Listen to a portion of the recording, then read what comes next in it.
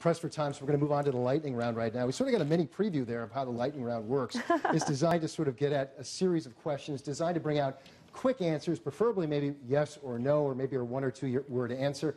We're going to go left to right, and then we're going to go right to left, and the directors will try and keep up with us here as we go through all this. So if you're ready, we're ready, and let's get right to it. We'll begin with Senator Cain. Abortion.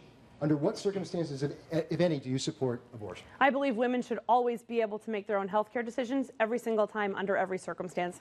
Bruce Poliquin. When I raised my son as a single parent, I realized how precious and fragile life is. I'm a pro-life Catholic. I'm proud of it. I do believe that the government should not get involved a longer answer we were looking for at all when a woman's life is in jeopardy or there's a case of incest or rape. Okay, I didn't mean to cut you off there. So in the case of rape or incest, you believe it is appropriate, otherwise no? Yes. Okay, thank you. Mr. Richardson, to you. I am absolute pro-life. And not in the case of rape or incest either? It's a life. Next question, we'll start with you, Mr. Richardson. Should Congress raise the federal minimum wage, yes or no? No. Bruce Poliquin, to you. We need to make sure we create better paying jobs. Everybody wants higher jobs. Senator Collins is coming out I'm trying for yes or no here, but Senator Collins is coming out with a compromise. I want to see what that compromise looks like. I will support. I won't support anything that hurts our economy and kills jobs. Senator Cain. No one who works full-time deserves to live in poverty. I absolutely support a raise in the minimum wage, and we'll work with Maine business owners to do that. Maybe these weren't yes or no questions. I'll keep trying, though. Should the federal government legalize and regulate marijuana like alcohol for adults, Senator Cain? No. No, it should be the states. No. Mr. Richardson, no. How do you plan to vote on bear baiting? Yes to ban it, no to keep it as things are? No on the issue. Bruce Poliquin, yes or no? I will vote no on this issue. We don't need people from New Jersey telling us how to hunt our wildlife population. Something we all agree on. No, we'll all be voting no. What app, if any, do you use most on your phone, Senator Cain? I definitely use my email the most. That's where I am to connect with people all over the state. Bruce Poliquin. Text. Text. Text. Is climate change, in your opinion, real, and are humans contributing to it, Blaine Richardson? No. Climate change is a phenomenon. Our part in it as human beings is minuscule. Bruce Poliquin. Clearly, the Earth's temperature is changing and has for a long time in long cycles. There is evidence that humans are affecting this change, but we need a balanced approach to this. We don't want to kill jobs. We need to protect our environment, make sure there's a balanced approach to dealing with this. Emily Cain. Climate change is real. Science shows us that. We have to be proactive to protect our farms, our fisheries, our forests, and our waterways. All right. Well, that wasn't exactly lightning, but we certainly covered a lot of ground there. We certainly appreciate it. That's our time for the lightning round. We want to get right to our closing statement, so let's do that. Again, based on our random drawing beforehand, we're going to start on the left and move to the right. We begin with you, Emily Cain. Thank you very much, and I want to thank again our sponsors for being here. As you can see tonight, there's a very clear choice in this election, a very clear choice. It's a choice between sending someone to Congress who's bringing energy and optimism and a proven track record of working with everyone and anyone, Democrats, independents, Republicans, to work across the aisle and get things done for Maine, to do the right thing for Maine families, or between someone who puts party politics and ideology and petty attacks before working with others.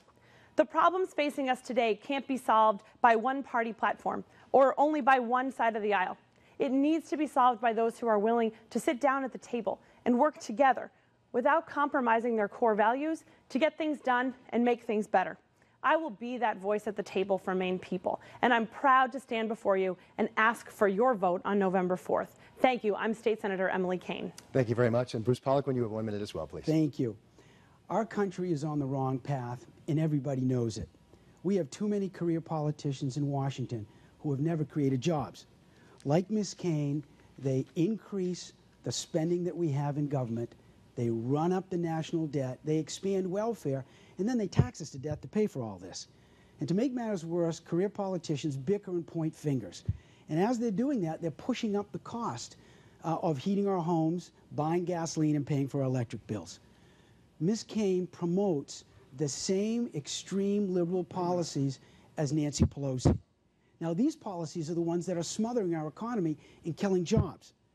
I look forward to joining the folks in Washington, to join Congress and to bring my 35 years of business experience creating jobs and bringing my fiscal discipline there to make sure we do what's right and we fix the mess down there. I will work with anybody.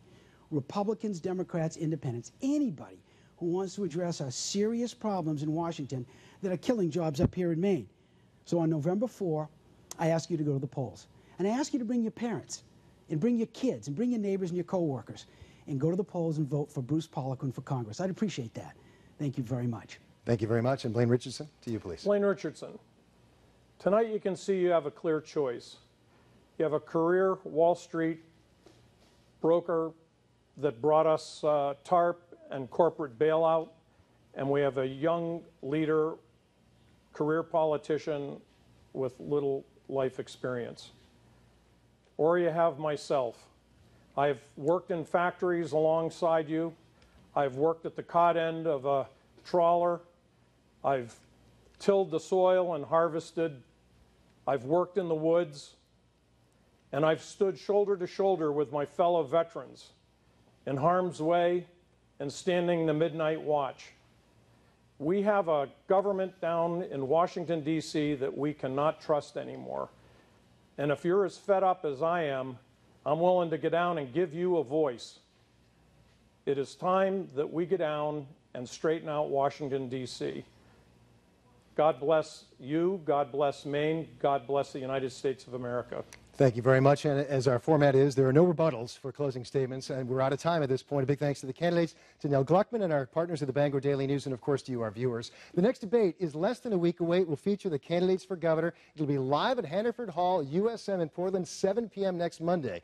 And of course, be sure to stay with Fox 23, CBS 13, and the Bangor Daily News now through Election Day, November 4th. In the meantime, CBS 13 News at 6 begins now.